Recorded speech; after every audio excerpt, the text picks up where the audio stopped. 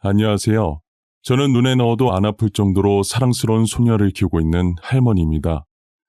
제가 평소 여기에 올라오는 다양한 사연을 들으면서 하루를 시작하곤 했는데요. 그러다 문득 제 사연도 한번 올려보면 어떨까 싶은 생각이 들어서 이렇게 몇 자 적어보네요.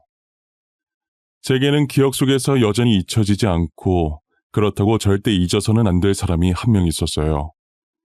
지금은 제 곁을 떠났지만 언젠간 다시 만날 그날을 기다리며 하루하루 살아가고 있죠. 그 사람은 제게 행복했던 기억들만 선물로 남겨주고 떠난 사람이었어요. 제 가슴속에 박혀있는 사람이 과연 누구인지 지금부터 여러분들에게 알려드리려고 합니다. 저는 6살 때 부모님께서 이혼을 하신 후로 쭉 홀아버지 밑에서 자랐었어요. 처음엔 뭣도 모르고 어머니를 따라가려고 했지만 어머니께서는 이미 다른 남자가 있으셨고 심지어 어머니의 뱃속엔 그 남자의 아이가 있어서 저를 데리고 가지 않으셨죠. 아버지는 어머니와 이혼을 한 게 신의 한 수였는지 이혼과 동시에 하고 계시던 사업이 대박이 난 거예요.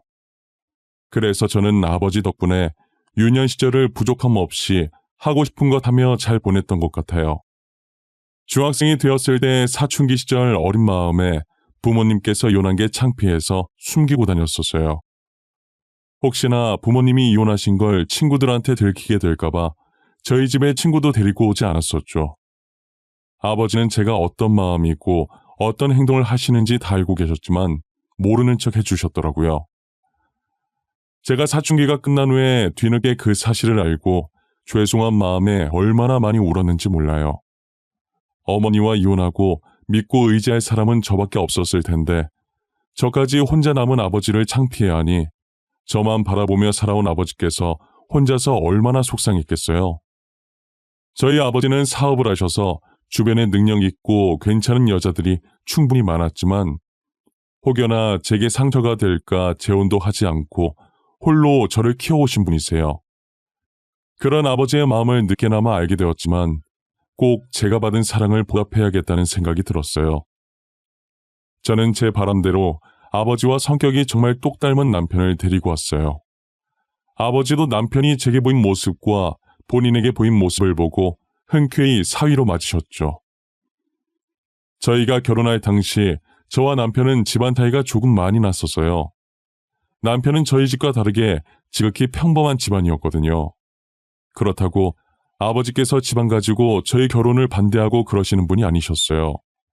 어머니한테 당한 게 있어서 그런지 오직 사람 됨됨이 하나만 보시던 분이셨죠. 다행히도 남편과 시부모님 모두 순하고 좋은 분이셔서 결혼 승낙을 단번에 받아낼 수 있었어요. 남편은 저희 아버지를 복제해 놓은 사람처럼 정말 다정하고 가족밖에 모르는 좋은 사람이었어요. 가족을 위해서라면 어떤 굳은 일이든 마다하지 않고 열심히 했었어요. 아버지께서 고생하는 남편을 보고 힘든 일 하지 말고 자신의 회사로 들어오라고 했었는데 남편은 본인 힘으로 가정을 지키고 싶다고 정중하게 거절했었죠. 아마 남편이 해본 일보다 안 해본 일 찾는 게 더 빠를 정도로 정말 안 해본 일이 없을 거예요. 생활력도 얼마나 강한지 남편이 저보다 살림을 잘하고 돈 관리도 꼼꼼하게 잘하더라고요. 그래서 제가 결혼 전 모은 돈과 회사에서 받은 월급들도 전부 남편에게 믿고 맡겼었어요. 그리고 딸아이가 어려서 한창 키우기 힘들 때도 저보다는 남편이 거의 다 키웠다고 보면 될 거예요. 그 정도로 가정에 충실했고 열심히 살려고 노력하던 사람이었죠.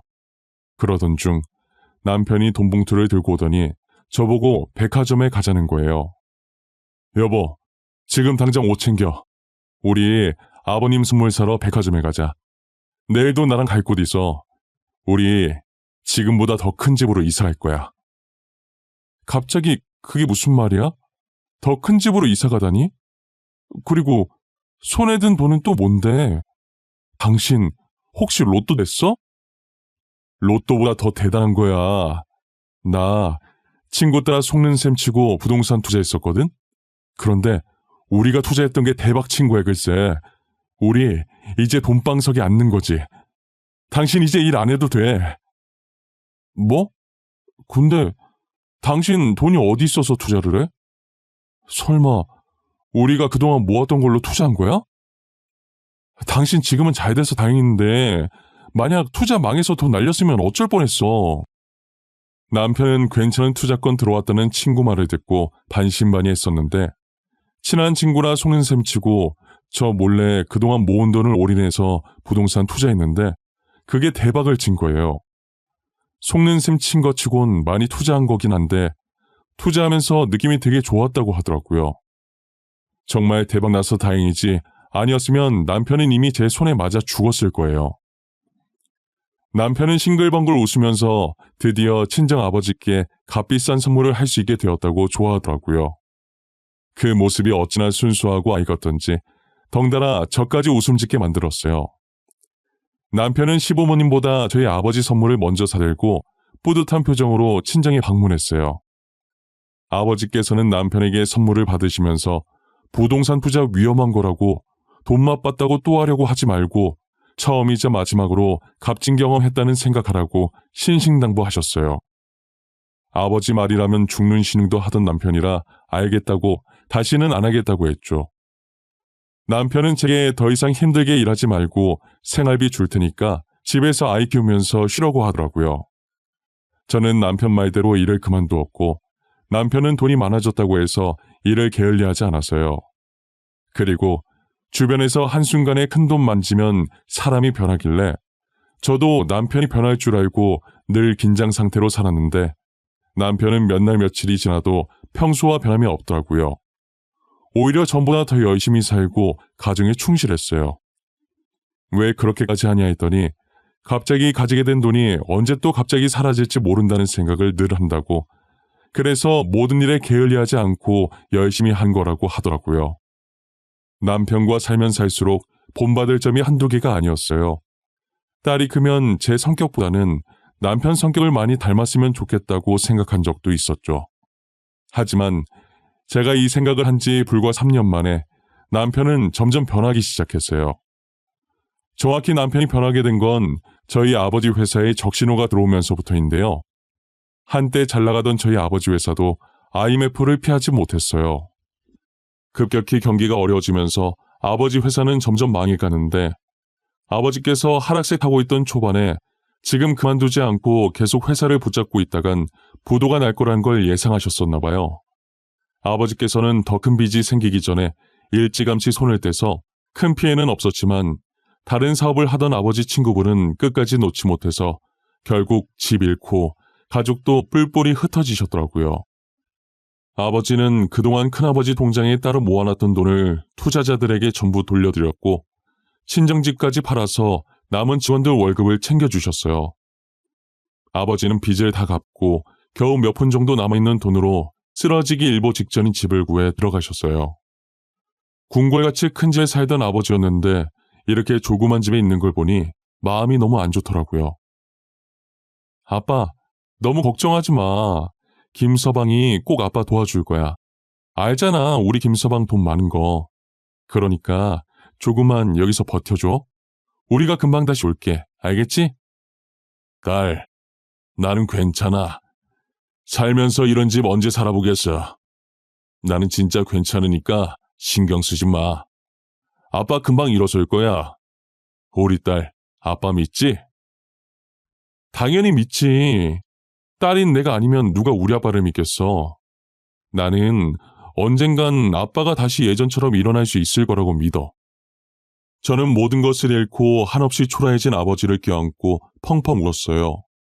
당시 제가 아버지께 해줄 수 있는 게 아무것도 없어서 하염없이 울기만 했던 것 같아요. 딸 열심히 키운 죄밖에 없는 아버지한테 말년에 이게 무슨 일인가 하늘에 대고 원망도 많이 했었어요. 제 주위에 믿을 만한 사람이라곤 저희 남편밖에 없었죠. 남편이라면 겨우 누울 수 있는 저런 단칸방이 아닌 편하게 발 뻗을 수 있는 원룸 정도는 아버지께 거뜬하게 구해줄 수 있을 것 같았어요. 저는 남편에게 제발 한 번만 우리 아버지를 좀 도와달라고 애원하듯 간절히 요청했지만 남편은 제게 살면서 처음으로 정색을 하며 제 부탁을 완강히 거절하더라고요.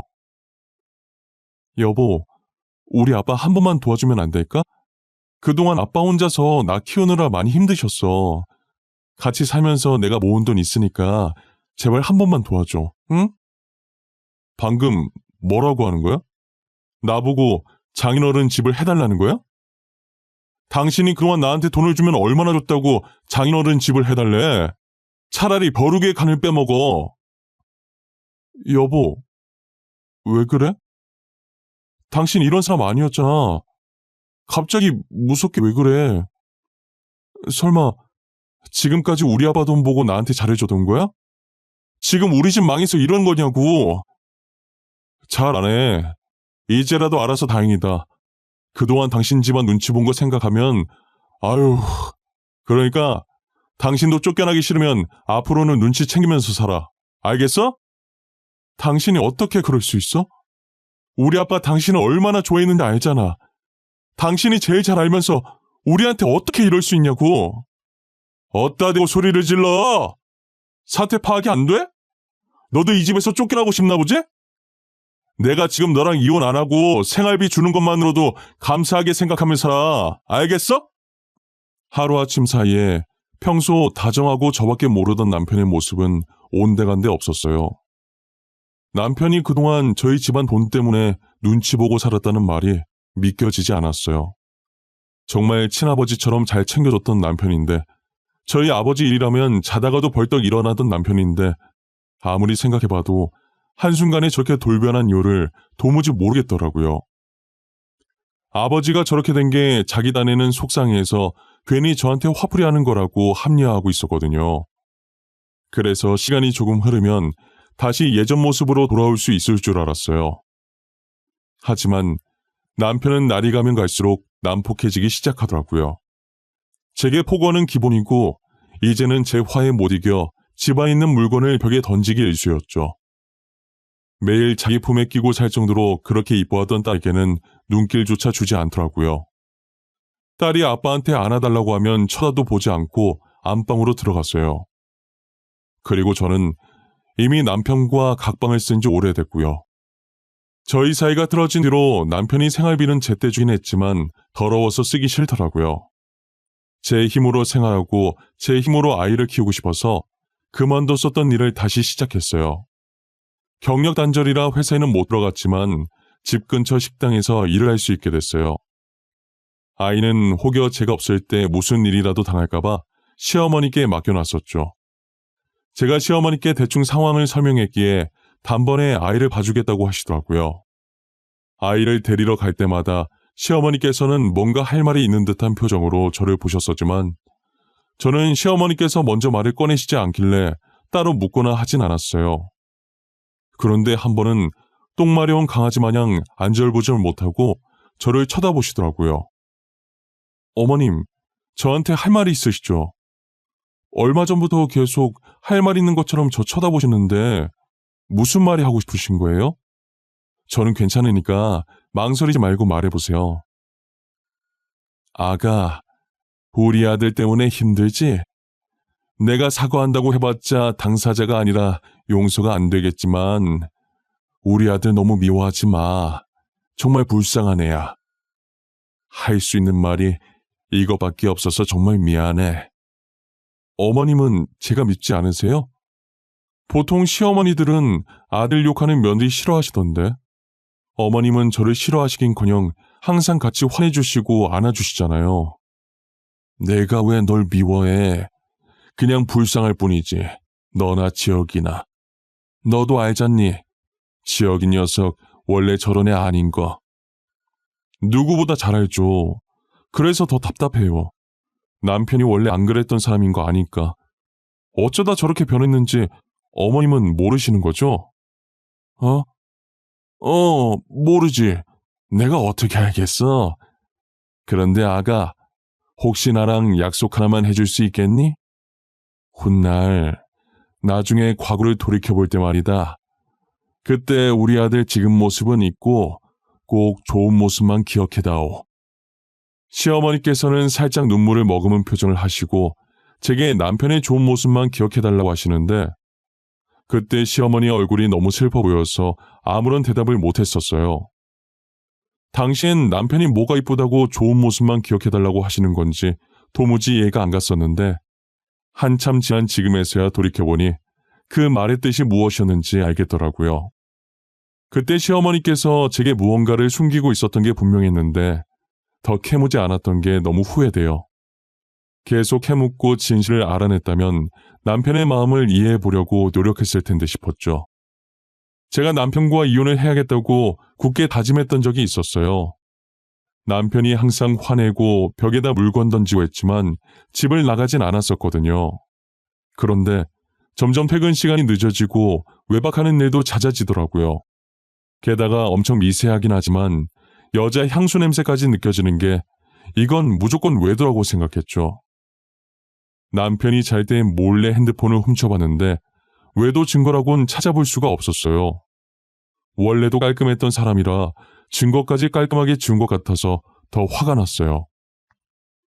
며칠 동안 몰래 핸드폰을 훔쳐봤지만 단서라고 할 만한 게 나오지 않아서 남편과 전면 돌파하기로 했어요.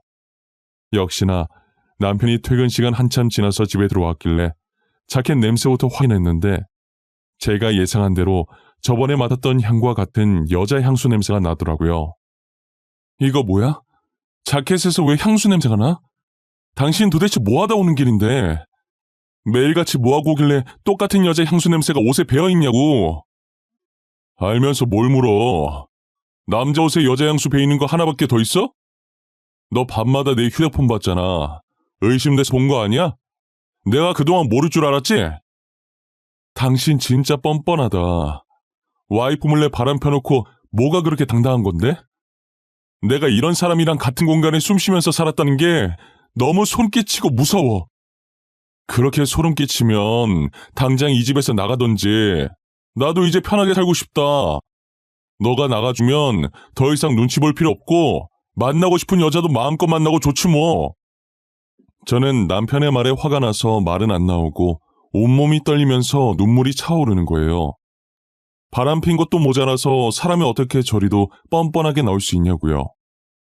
과거엔 가족과 일밖에 모르고 늘 다정하고 성실한 줄만 알았던 남편이었는데 이제는 제가 어떤 남자와 살고 있었는지 정말 모든 게 다 연기였던 건지 모르겠더라고요. 저는 눈물을 흘리지 않으려고 이를 악물고 그대로 아이를 데리고 집을 나와버렸어요. 아무런 대책도 없이 홧김에 무작정 집을 나오긴 했는데 갈 곳이 한 군데도 없더라고요. 게다가 딸아이도 오래 걸어서 다리가 아프다고 집에 가자며 칭얼거리기 시작하는 거예요. 저는 딸아이를 안아들었고 또 하염없이 걷다가 익숙한 길에 발길을 멈추고 오니 시댁 앞이더라고요. 시댁 앞에서 들어갈까 말까 한참을 고민하고 있었는데 분리수거하러 나오신 시어머니와 마주쳤고 시어머니께서는 놀란 눈으로 저를 보시고 얼른 들어오라고 하셨죠. 저는 시댁에 발을 들이자마자 참았던 눈물이 왈칵 쏟아지더라고요. 친정아버지는 안 그래도 걱정 많으실 텐데 거기에 제 걱정까지 더해질까봐 차마 친정에 갈 수가 없었고 결국 제가 찾아온 곳이 남편의 부모님이 계신 시댁이라는 생각에 눈물이 났던 것 같아요. 시어머니는 우는 저를 따뜻하게 안아주셨고 시아버지는 제가 우는 소리에 놀라서 달려오셨어요. 제가 좀처럼 진정을 하지 못하자 시아버지께서는 헐레벌떡 주방에 가시더니 따뜻한 물을 한 잔 가지고 오셔서 제게 건네주시고 딸아이를 안고 거실로 가셨죠. 저는 시아버지께서 주신 물을 마시며 어느 정도 진정이 됐고 시어머니께서는 다 알고 있다는 듯이 아무것도 묻지 않으시고 가만히 제 등만 토닥거려 주시더라고요. 죄송해요. 친정아버지는 가뜩이나 신경 쓸 일 많으실 텐데 저까지 걱정 끼치게 하고 싶지 않아서. 염치 없는 거 아는데 제가 정말 여기 말곤 갈 곳이 없더라고요. 우린 괜찮아. 잘 왔어. 언제든 와도 돼. 자고 가도 되고 당분간 손녀랑 여기서 지내도 되고 너 편한 대로 해. 우린 손녀 재롱도 보고 좋다. 그러니 우리 걱정은 하지 말고 편히 지내. 그럼 당분간만 여기서 지내도 될까요? 딸이랑 살 곳 구해질 때까지만요. 어머님께 이런 말씀 드리기 죄송하지만 저 더 이상은 남편이랑 못 살겠어요. 혹시 이혼하겠다는 말이니? 아가, 우리를 봐서라도 이혼은 안 하면 안 되겠니? 조만간에 학교 들어갈 텐데 아빠 없는 아이 만들 순 없잖니. 안 그래? 어머님, 그 사람 지금 다른 여자 있어요. 저 몰래 다른 여자 만나고 있다고요. 이미 저랑 자식을 버린 인간이에요. 그런데 어떻게 계속 애 아빠로 둘 수가 있겠어요? 시어머니는 자식 잘못 키운 자신의 잘못이라고 미안하다고 하시면서 딸을 봐서라도 이혼만큼은 하지 말아달라고 제게 간곡히 부탁을 하시더라고요. 남편 없는 셈 치고 제가 뭐라고 살든 상관없으니까 제발 이혼만은 하지 말아달라고 하시는데 시어머니께서 왜 그렇게까지 부탁을 하시는지 저는 도무지 이해가 안 가서요. 이혼하고 각자 사는 거나 이혼 안 하고 각자 사는 거나 똑같은 거 아닌가 싶고 오히려 이혼하고 사는 게 더 깔끔하고 마음 편하지 않나 싶었거든요. 계속되는 시어머니의 설득에 저는 결국 이혼을 하지 못하고 있었어요. 딸아이가 지금 너무 어리니 조금 더 크면 이혼을 하기로 마음먹었죠. 너무 제 생각만 하고 이혼을 했다간 딸이 이혼 가정이라고 친구들한테 놀림받을 것 같고 그러다 보면 딸이 상처받을 것 같다는 생각에 이혼을 미루게 된 거예요. 딸아이가 없었다면 시부모님께서 아무리 제게 부탁하셔도 저는 바로 이혼을 했을 것 같아요. 제가 시부모님 댁에서 지낸 지 이제 2주 정도 됐을 때쯤 저희 친정아버지 생신이 다가온 거예요. 저는 생일상을 차려드리기 위해 아침부터 부랴부랴 장을 봐서 친정아버지께 갔어요. 일부러 제 몰골 보면 신경 쓰이실 것 같아서 남편과 사이가 안 좋아지고 나서 보질 못했었어요. 아버지 회사 망하면서 뒤늦게 고생한다고 많이 야위어진 건 아닐까 엄청 걱정했는데 제 걱정과는 다르게 얼굴에 윤기도 흐르고 살도 조금 찌셨더라고요. 아빠 고생하는 줄 알았더니 아닌가 보네? 살 너무 찐 거 아니야? 얼굴 반질반질한 게 윤기 흐르는 거 봐. 되게 잘 살고 있네? 괜히 걱정했잖아. 내 걱정은 하지 말라고 했잖아. 나 혼자서도 엄청 잘 먹어. 사업했을 때보다 더 잘 먹는 것 같다니까. 그러니까 제발 내 걱정은 하지 마. 잘 먹는다니 다행이네. 근데 저 머플러는 뭐야? 누구한테 받은 거야? 내가 제일 먼저 생신 축하하러 온 거 아니었어? 딸님이 분발해야겠네. 이거? 친구가 어제 간만에 친구 만났는데 내 생일인 거 기억을 하더라고. 그래서 선물이라면서 줬어. 참, 내가 살다가 남자한테 머플러 선물을 다 받아본다니까. 그래? 근데 아빠 생신이라고 들떴나 봐? 흥분해서 말 더듬네. 늙으면 애 된다더니 우리 아빠 벌써 애 됐나 봐. 아버지께서 선물 받은 머플러를 해보면서 저를 향해 입은 웃고 계시지만 반대로 눈은 참 슬퍼 보였어요. 무슨 일이 있는 것 같아 보이지만 생신이니까 기쁜 날 분위기 망치고 싶지 않아서 못 본 척 넘겼어요. 간만에 아버지와 둘이서 나란히 앉아 오붓하게 생일상을 먹고 이런저런 이야기를 나누다가 그날따라 이상하게 자고 가고 싶어서 아버지 집에서 하룻밤 잤었어요. 그러고 다음날 아침 일찍 휴대폰이 시끄럽게 울리기 시작했고 번호를 보는 순간 쎄한 느낌이 들어서요.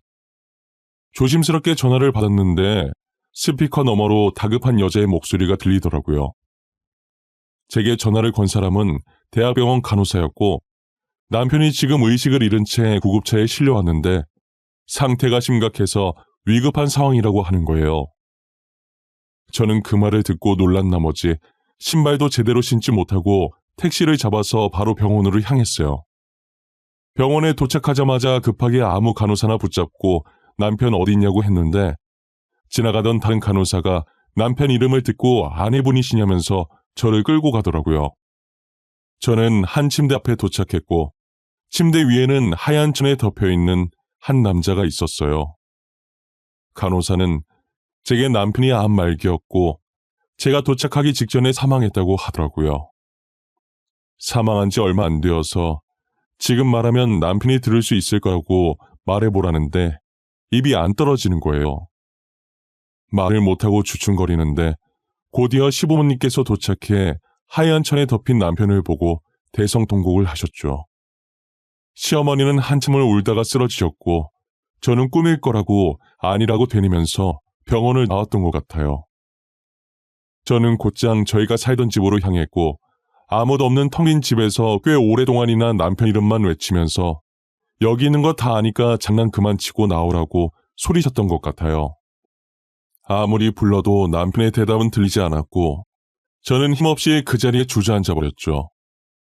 주저앉아 울고 있다가 무심결에 바닥 쪽을 봤는데 쪽지 하나가 화장대 밑에 들어가 있더라고요. 일어날 힘도 없어서 화장대까지 기어가 손을 화장대 밑으로 넣어서 쪽지를 빼냈어요.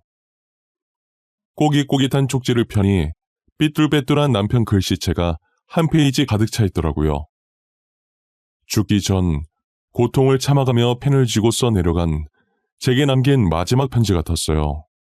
남편은 간호사가 말한 대로 암 말기 판정을 받았더라고요.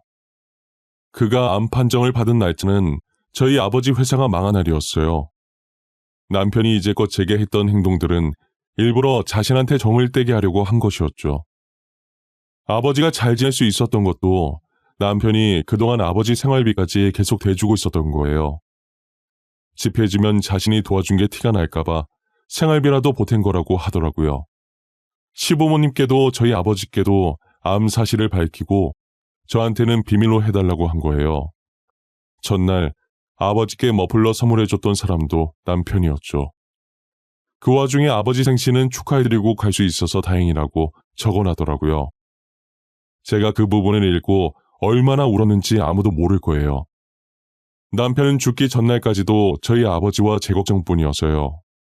아버지와 제가 자신 때문에 너무 오랫동안 슬퍼하지 않았으면 좋겠다고, 그동안 힘들게 해서 미안하다고, 이렇게라도 해서 자기는 그냥 성질 더럽고 바람이나 피고 다니는 못된 남편으로 기억되고 싶다고요. 편지를 쓰면서 울었던 모양인지 중간중간에 편지지가 동그랗게 젖어 있고 글자도 번져 있더라고요. 저는 남편의 마지막 편지를 다 읽고 숨이 넘어갈 정도로 울었던 것 같아요. 아마 제가 지금까지 살면서 제일 많이 울었던 날이 저 때가 아닐까 싶습니다. 한동안 울다가 남편의 마지막 가는 모습을 봐야겠다는 생각에 정신을 부여잡고 장례식장으로 향했어요. 장례식장에 도착한 제 몰골을 보자 시어머니는 제 손을 꼭 잡으시더라고요. 아가, 그동안 말 못해서 미안하다. 지혁이가 너는 절대 알면 안 된다고 사정을 해서. 말하고 싶었던 순간도 많았지만 우리 아들 마지막 소원이라는데 들어줘야 하지 않겠니? 그래도 말해주셨어야죠. 전 그것도 모르고 남편 얼마나 원망했는데. 어머님도 아시잖아요. 왜 절 이렇게까지 나쁜 사람 만들어요? 왜? 미안하다. 내가 미안해. 지혁이가 너 이럴 줄 알고 그랬던 거야. 네가 이렇게 힘들어할 줄 알고. 우리 지혁이 마음도 생각해줘야지. 응? 아까 간호사가 마지막으로 남편한테 할 말 있으면 하라고 했을 때 사랑했고 고마웠다고, 더 이상 내 걱정하지 말고 편하게 가라고 말할걸. 그거 한마디 못해주고. 저와 시어머니는 서로 부둥켜 안고 장례식장 떠나가라 울었던 것 같아요. 저희 아버지도 제게 다가와서 그동안 말 못해서 미안하다고 하시는데 처음으로 아버지가 미워 보였어요. 아버지는 차라리 자신을 미워하라고, 남편이랑은 좋았던 기억만 생각하라고 하시더라고요.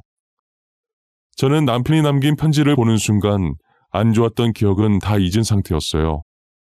제 가슴 속엔 남편에 대한 그리움과 미안함과 고마움만 남아 있었죠. 장례식을 끝마치고 남편의 재산을 정리하는데 사망보험금과 재산이 다 제 앞으로 와 있었어요. 남편은 처음이자 마지막으로 부동산 투자를 하고 손 뗀 줄 알았는데 몰래 계속하고 있었던 모양이에요. 재산을 상속받아봤는데 금액이 어마어마하더라고요. 거기다 크진 않지만 위치가 좋아 땅값이 좀 나가는 조그만 건물 하나도 있어서요. 자신이 세상을 떠나면 딸아이를 혼자 키워야 할 저를 위해 열심히 재산을 불려놓고 있었던 거예요. 저는 할머니가 된 지금까지도 남편이 남긴 재산을 1원도 건들지 않고 있어요. 저희가 살았던 집은 팔고 싶지가 않아서 저희 친정아버지가 돌아가실 때까지 함께 살았다가 지금은 딸도 결혼해서 저 혼자 외손녀 봐주면서 살고 있어요. 그리고 조그만 건물의 1층은 저희가 가게를 하나 차려서 딸아이가 클 때까지 제가 운영하다가 지금은 딸아이가 운영하고 있고 2, 3층엔 원룸을 만들어서 월세를 받으며 생활하고 있죠.